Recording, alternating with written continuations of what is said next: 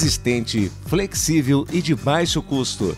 Essas características fazem do plástico um material indispensável no dia a dia. Apesar de que o plástico ele sempre é mal visto como um produto relacionado ao meio ambiente, né? Em vez de a extração do petróleo, a gente sabe que um dia ele vai acabar. Nós não podemos evitar isso, mas nós podemos prolongar em muito o cessar da exploração do petróleo. Todos os plásticos, de uma maneira geral, vêm do petróleo. Mas, de qualquer maneira, a gente pode tentar fazer desse limão uma limonada, tentar fazer com que esse plástico seja produzido com o mínimo possível de energia, o mínimo possível de matéria-prima extraída de fontes não renováveis, o mínimo possível de resíduos.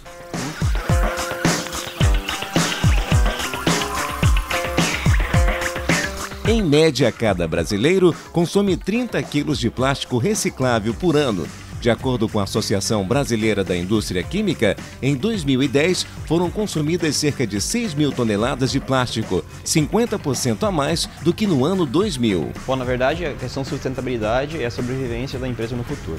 Com a demanda populacional cada vez mais em alta, o consumismo está muito alto e as empresas têm que se preocupar com soluções sustentáveis para a sobrevivência do planeta. Então, cada vez mais, empresas estão investindo em inovações sustentáveis para esse fim. A população, de um modo geral, ela vê com bons olhos a reciclagem e o reaproveitamento. Muitas vezes fazem a separação em casa e valorizam os produtos que são feitos de produtos reciclados. Papel reciclado é um exemplo. Ele tem uma aceitação muito boa porque sabe-se que isso evita o plantio de árvores, a ocupação dessa terra que poderia produzir alimentos, por exemplo. Ninguém quer pagar mais por um produto porque ele é socialmente responsável ou ambientalmente responsável. Ele quer pagar o mesmo ou mais barato.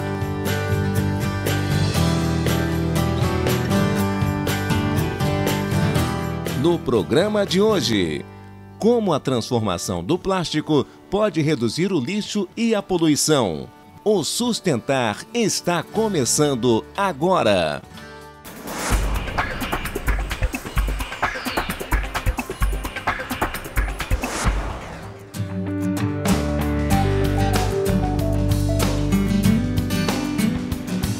Essa indústria na Grande Florianópolis vem investindo em soluções para reduzir os impactos ambientais das suas embalagens plásticas. Bom, na verdade, a empresa ela desenvolveu 3 projetos sustentáveis, basicamente através de matérias-primas sustentáveis.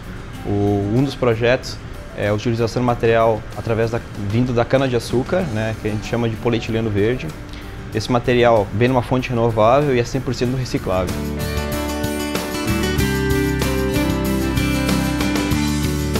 O tubo PE verde, como é conhecido, também é considerado o primeiro tubo flexível totalmente renovável do mundo. Atualmente, quando eu tiro o plástico do petróleo, eu tenho a emissão de CO2 para a atmosfera. Quando eu começo a tirar o plástico da cana, que faz fotossíntese, existe a absorção do CO2 da atmosfera. Então, antigamente eu tinha uma embalagem ela emitia CO2 para a atmosfera, agora eu tenho uma embalagem que absorve CO2, ela é um crédito de carbono, então ela se transforma basicamente em um capturador de CO2 da atmosfera. Nós estamos fazendo, nós sabemos que muita gente está fazendo, né? Isso não é nenhuma novidade hoje desenvolver produtos com materiais ou biodegradáveis ou oriundo de fontes renováveis, né? Mas uma coisa é saber que eles existem, uma coisa é saber que as matérias-primas existem e outra coisa é você pegar isso e testar no seu processo, né? Transformar essa matéria-prima num produto viável. Basicamente, a gente analisa uma embalagem em todo o seu ciclo de vida, desde a origem, da fabricação da embalagem até o seu descarte. Por exemplo, eu trabalhar com uma embalagem que vem de fonte renovável, eu sei que aquele material é ecologicamente mais correto. Por quê? Porque ele é um material que está vindo de uma fonte que anualmente está sendo plantada, renovada.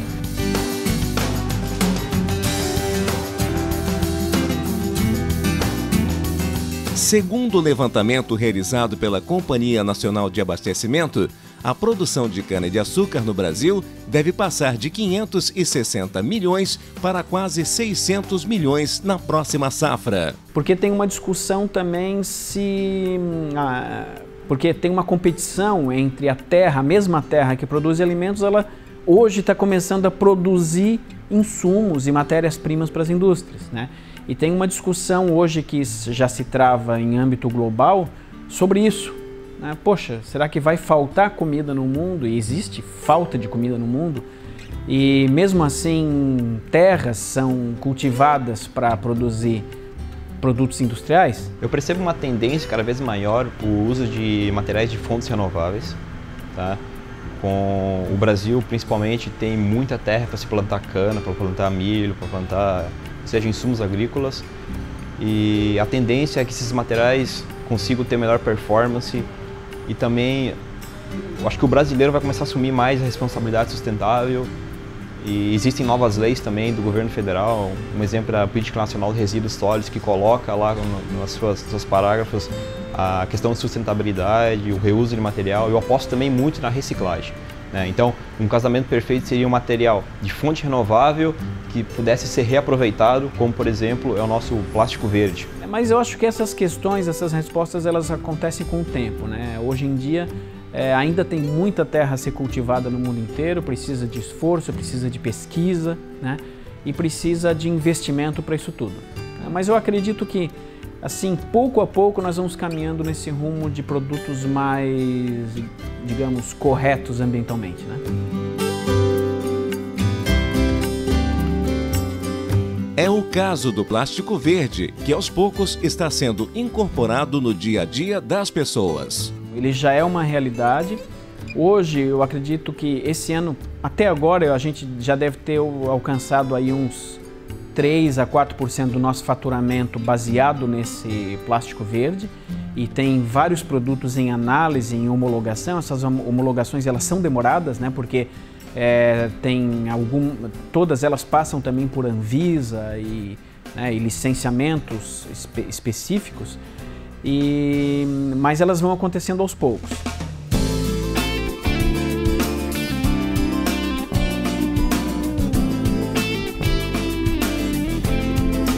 No próximo bloco, o plástico que pode virar compostagem. E ainda, a reciclagem do isopor e os usos na construção civil.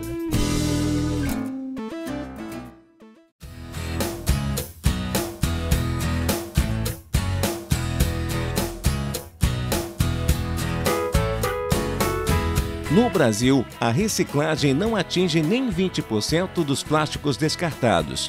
Mas para a empresa, esse é um desafio que está sendo enfrentado. Outro projeto é a utilização do material reciclado pós-consumo na embalagem, compondo junto com o material virgem em torno de 45% do material utilizado na embalagem. Porque se a gente parte do princípio que não ofender o meio ambiente é uma premissa básica, né, de qualquer operação, qualquer produção, quem está oferecendo um produto que não ofende o meio ambiente, ele não está fazendo nada demais, né? Agora, se essa empresa que está oferecendo um novo produto já está oferecendo alguma coisa que, ao invés de não destruir o meio ambiente, ainda ajuda a preservar de alguma forma, nós, pelo menos, reconhecemos nisso o valor. Outro projeto é um produto biodegradável feito a partir de fontes renováveis, como o milho, a batata e a cana-de-açúcar. O descarte é feito na terra e a embalagem se transforma numa espécie de adubo. Após o descarte em compostagem mesmo, ela vai se degradar num espaço de aproximadamente 1 ano. Então o maior desafio que nós temos é conseguir fazer produtos viáveis do ponto de vista econômico, né? Do ponto de vista mercadológico. Isso eu diria que é uma pequena parcela da população, uma pequeníssima parcela da população que aceita pagar mais. Realmente vai mudar, está mudando. Eu trabalho nesses movimentos há 3 anos basicamente, e eu acompanho uma redução de custos dos insumos, em torno de 50% praticamente ao ano, e também melhorias técnicas que tornam possível esses sonhos que antigamente nós tínhamos há 10 anos se tornarem realidade no presente. Então nós acreditamos que no máximo daqui 2 anos nós estaremos vendo esses mesmos produtos que estamos lançando agora representar 20 a 30% do nosso faturamento.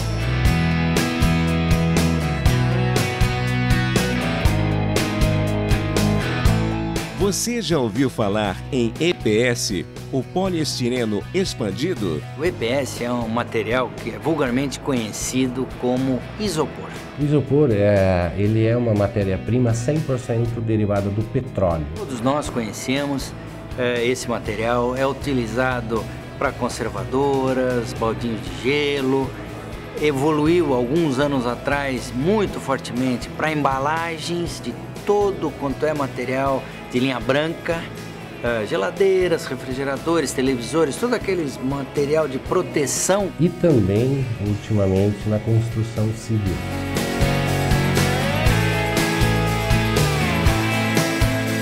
Cerca de 80 mil toneladas de EPS são produzidos por ano no Brasil.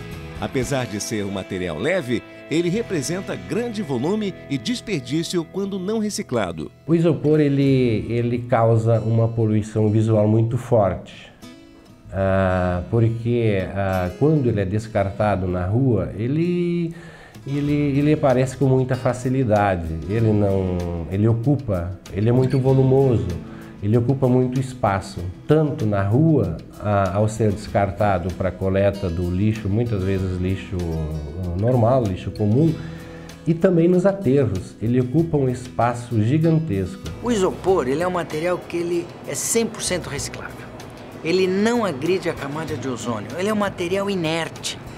Ele é um material que se você deixar, ele vai ficar na natureza, mas ele não vai contaminar a água, não vai contaminar o solo, nada. Você só tem que ir lá, pegar ele e encaminhar para a reciclagem. É importante reciclar o isopor porque ele é uma matéria-prima nobre e normalmente a vida útil do isopor, do EPS como embalagem é um período muito curto. Ele pode variar de 90 até 30 dias e aí ele é descartado para o lixo, para os aterros, quando ele pode voltar para a cadeia produtiva sendo reciclado porque ele pertence à família dos plásticos.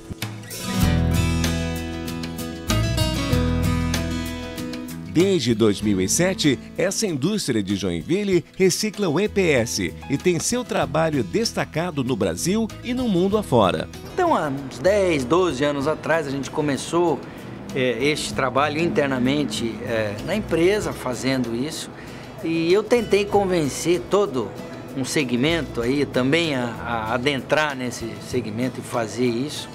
E num dado momento, em 2007, a gente decidiu que não, nós vamos fazer isso independente do que seja a determinação legal ou não. Então a empresa investiu em todas as suas unidades, em máquinas e equipamentos para processar esse material e para poder reciclar e também em toda a logística de captação deste material. Segundo a última pesquisa da Plastivida, apenas 9%, menos de 10% da população brasileira sabem que o EPS é reciclável. Muito bem, feita a divulgação, aí acontece o maior problema, a maior dificuldade, que é trazer esse material para unidades de compactação, de reciclagem. Só que a maior dificuldade é em concentrar, aglomerar isso tudo e trazer isso de volta para a reciclagem. Isso é muito caro. O frete disso é absurdo. A logística envolvida é muito grande. Só para ter uma ideia, a mesma carreta que carrega 20 toneladas de um outro produto, por exemplo, feijão, ela carrega apenas 500 quilos de EPS para reciclar.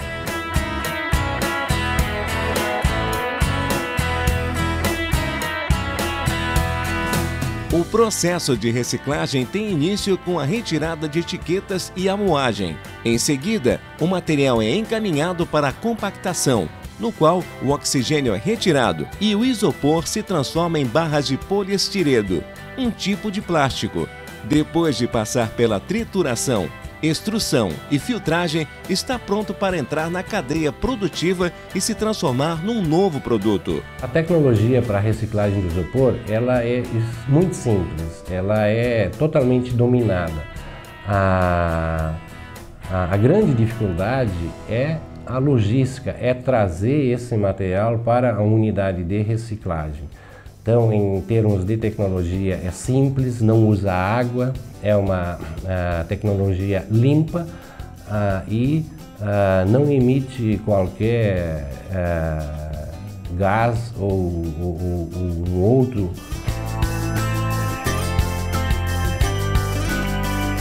O EPS reciclado, ele tem uma grande aplicação nas indústrias plásticas, principalmente na fabricação de rodapés, de vasos para flores, enfim, ele tem uma larga aplicação. Até solado de sapato, quando você faz um compósito para solado de sapato, ele pode substituir outras resinas que entram na composição do solado de sapato e serve como matéria-prima sem problema algum. Nós apontamos como um dos melhores materiais que a gente tem, dos mais flexíveis em termos de trabalho, e ele é ambientalmente correto, sabe? Ele é limpo, ele é sustentável. Então nós temos que ajudar esse processo como um todo. E isso é uma meta de fazer, de mostrar que isso é viável.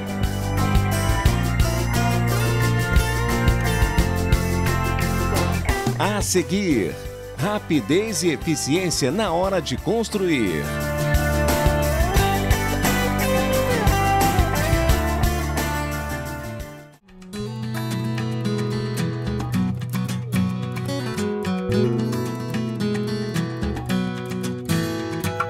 Além da reciclagem, a empresa vem investindo na produção de painéis a partir do isopor. E agora, mais recentemente, aqui no Brasil, estamos realmente utilizando isso muito na construção civil, em acabamentos, em isolamento térmico, agora com essa tecnologia de painéis monolíticos, monoforte, que a gente constrói uma casa inteira com este material.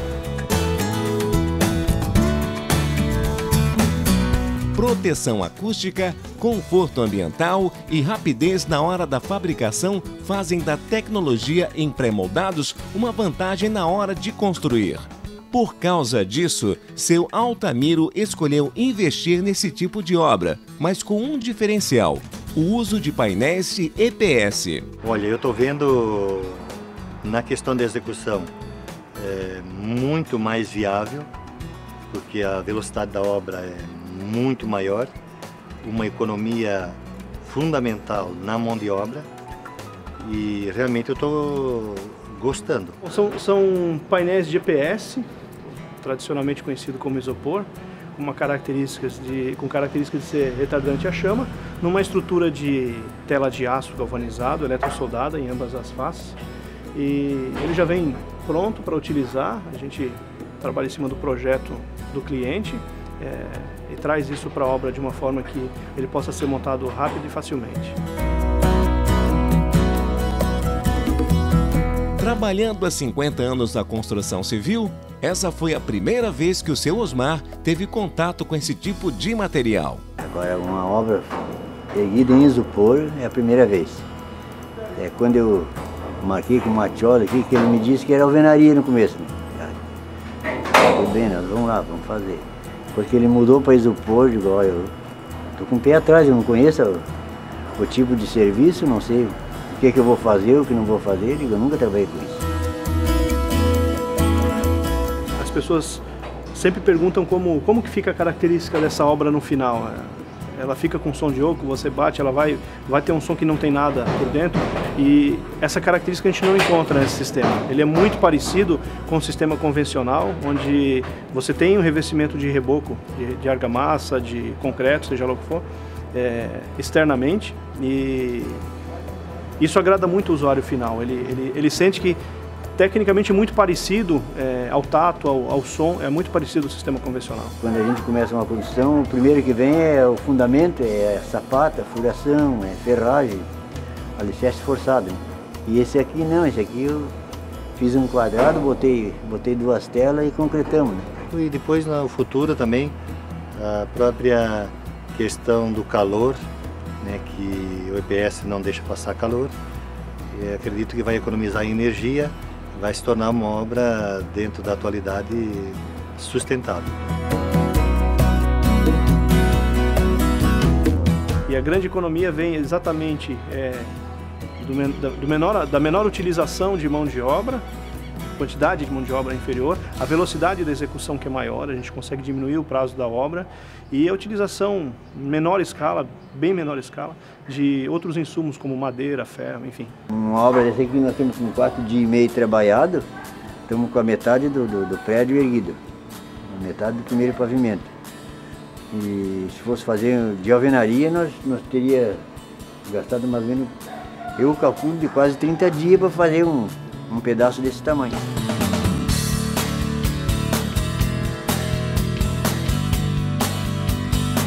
Só neste ano já foram várias construções desse tipo pelo Brasil, principalmente no estado de São Paulo. Praticamente todo tipo de obra que o sistema convencional